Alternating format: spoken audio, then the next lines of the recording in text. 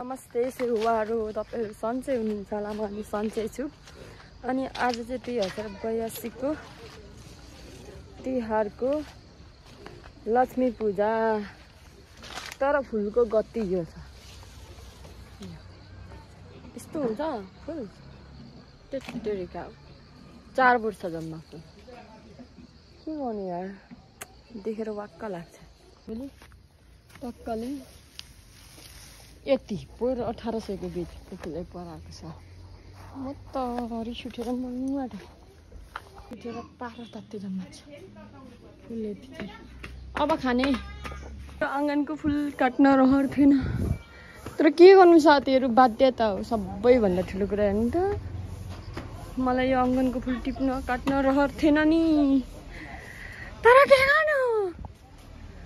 के गर्नु म गाइजहरु काट्नै पर्यो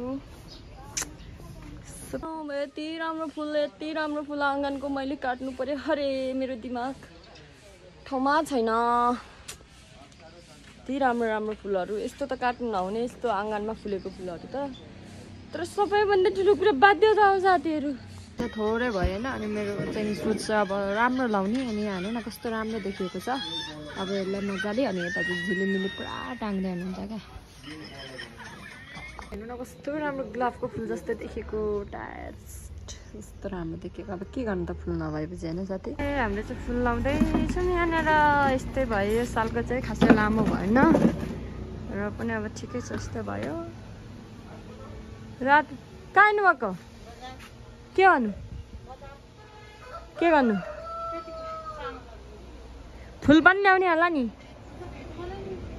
अनि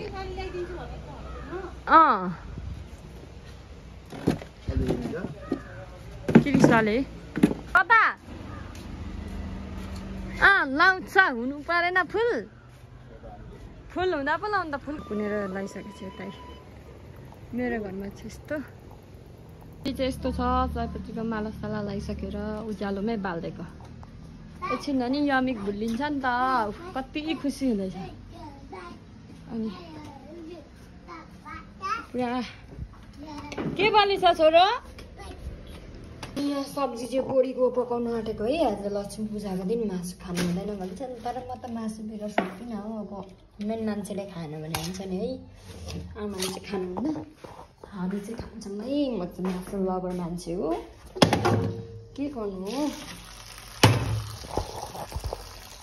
पुरा जुठो लागेको छ हाम्रोमा मात्रै चोखा छ के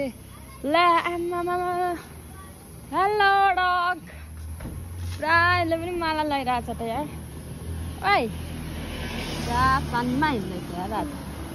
माला लगाइछ बिहानै अनि यहाँ मैले एउटा भेटेको छु क्या अब यसलाई म पड्काउँछु एकछिनमा